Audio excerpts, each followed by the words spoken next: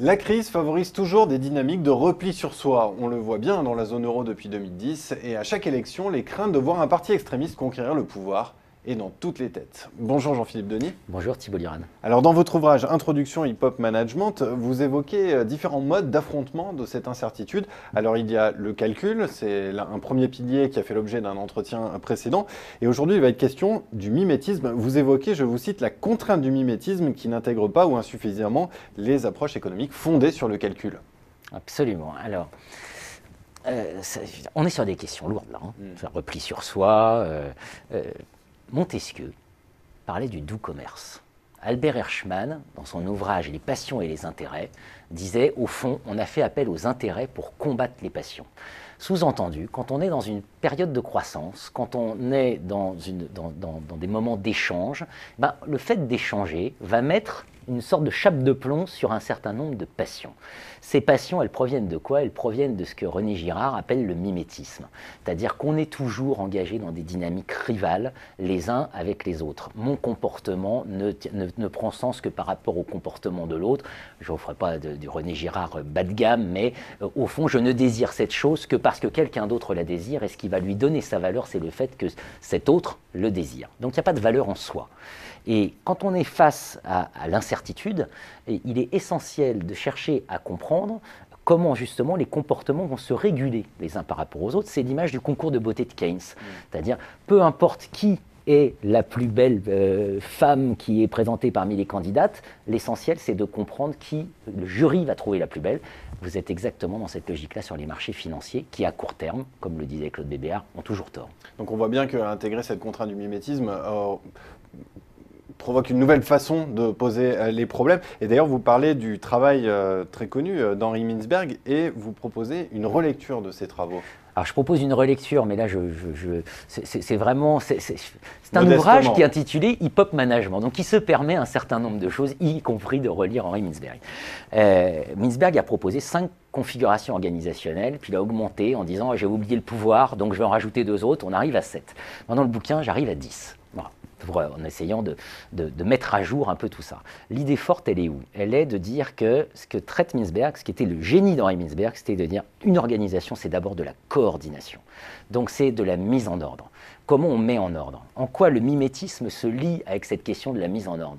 Si mon comportement devient prévisible, à partir du moment où je le réfère à d'autres, c'est une manière de mettre en ordre. C'est-à-dire que ça finit par devenir un environnement si on appréhende cette question. C'est ce que montrent très bien les travaux sur la théorie des conventions. C'est ce que montrent des travaux de Pierre-Yves Gomez ou d'Olivier Favreau, d'André Orléans, sur comment, au fond, s'impose. Jean-Pierre Dupuis dit c'est ce qui l'autoréférence transforme le hasard en destin. Le fait qu'on passe notre temps à se regarder les uns les autres en chien de faïence pour savoir ce que décide l'autre, pour savoir ce que moi je vais désirer, tout ça, ça agit comme des outils de coordination. Dans certains cas, ça pousse à une coordination par les résultats chez Mintzberg, dans d'autres par les qualifications, parce que les qualifications, c'est pas parce qu'on est chirurgien tous les deux qu'on va pas regarder comment opère l'autre chirurgien. Voilà, tout ça, ça participe de cette mise en ordre.